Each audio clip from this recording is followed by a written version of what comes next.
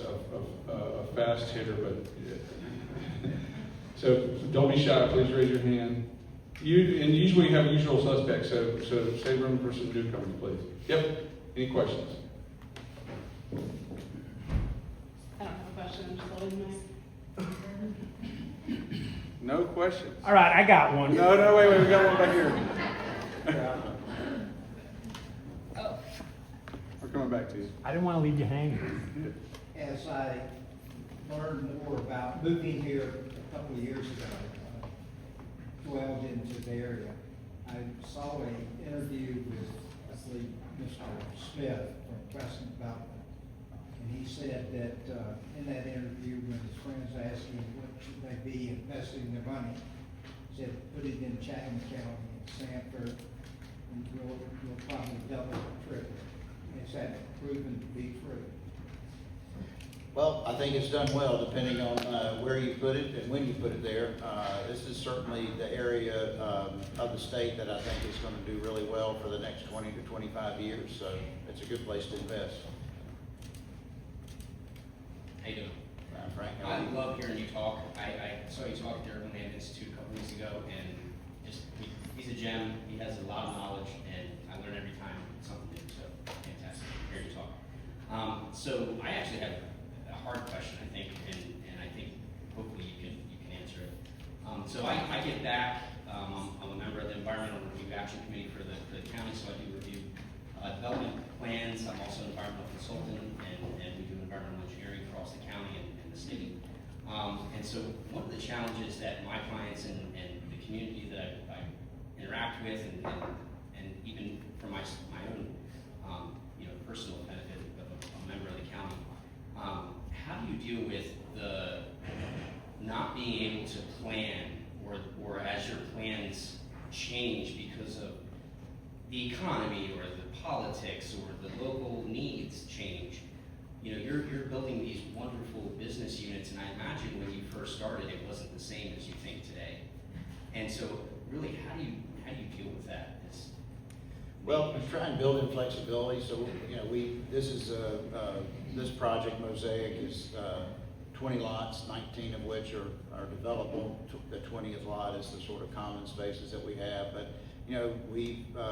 one of the other things that happened with COVID is office space became less in demand. So we've reworked this northern area over here. Instead of 4 lots that had, or 4 lots with 4 buildings, we've changed that into, basically it's going to be 2 lots. There's going to be a retail building, and then there's going to be a larger multifamily building with a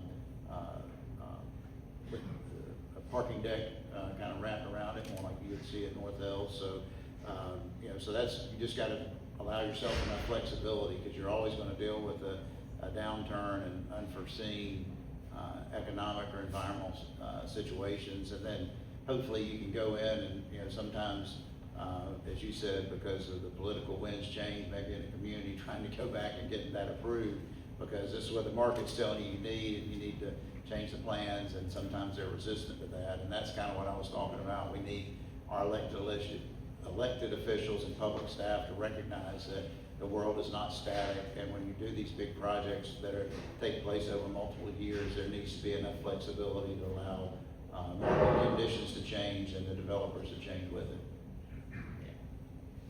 Before Gene the tornado, do we have another question?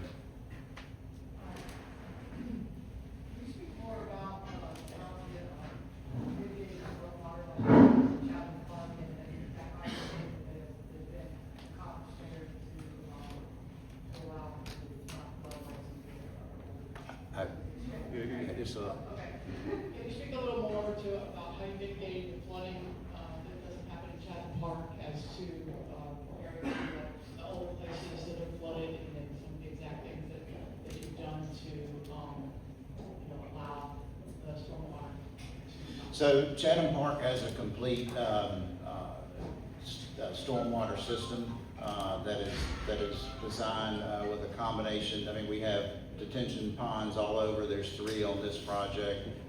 There's others. We also there's a lot of things in the design. If you go up Freedom Parkway here, you'll see those sort of medians, so that the medians, rather than being rounded and repelling water into a storm system, a lot of them are actually small detention ponds themselves that can fill up. So it's a matter of catching the water along the way to work on the velocity and reduce it, and have a chance for the sediments that are picking it up. I mean, the design primarily is for water quality, not so much water quantity, but you have to design it to 100-year plus standards, which is what we do. And so we have a lot more of those water quality and water quantity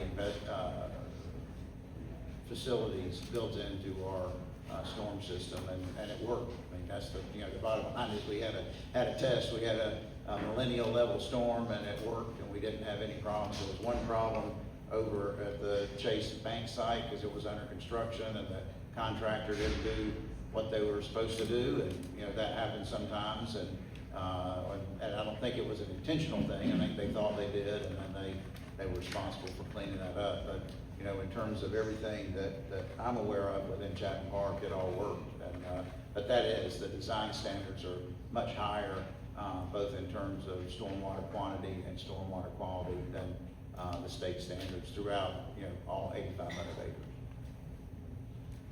Gene, second.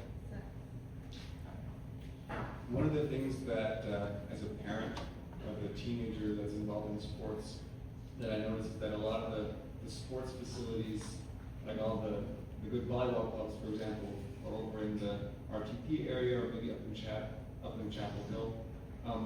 Do you know anything about any plans or developments around sports facilities for kids in the Chatham area?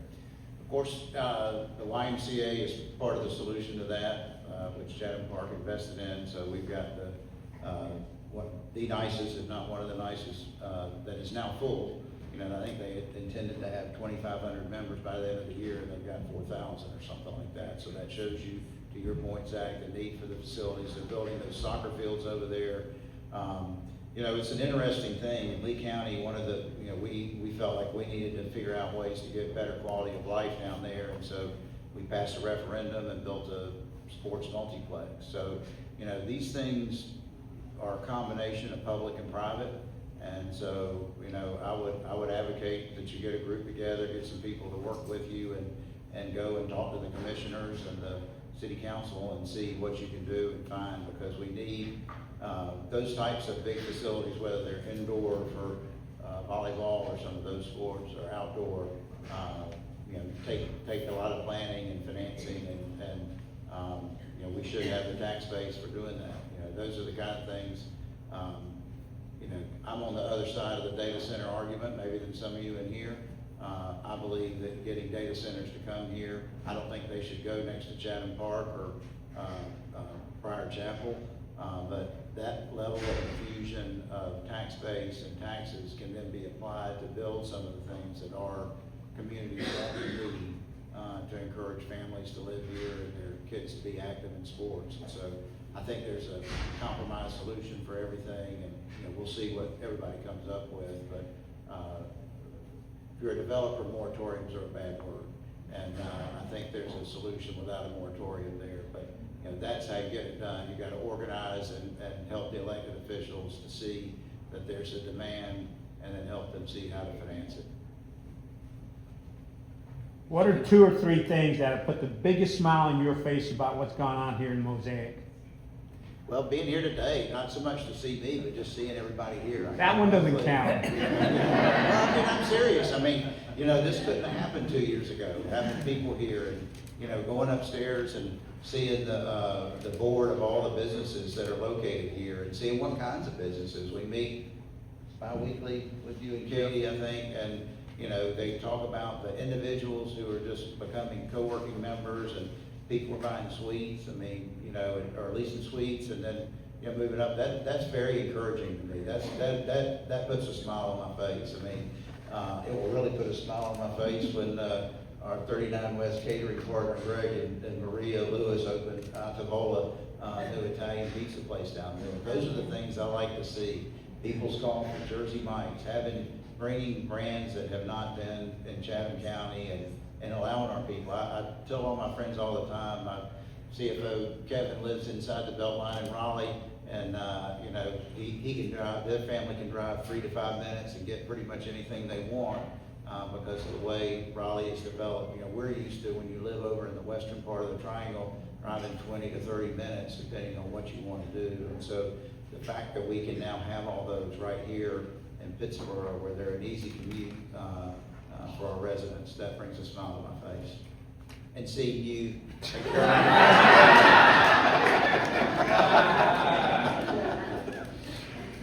You can tell there was a little spicy over there. He just wants me to write a good article. Well, I just want to say thanks again for taking some time. Seems like you work 24/7, and whenever I do call this guy, he is in transit, going to another big important meeting, and he always is able to make time for silly questions, and I appreciate that. And so, please put your hands together one more time for Kirk Bradley. Okay, so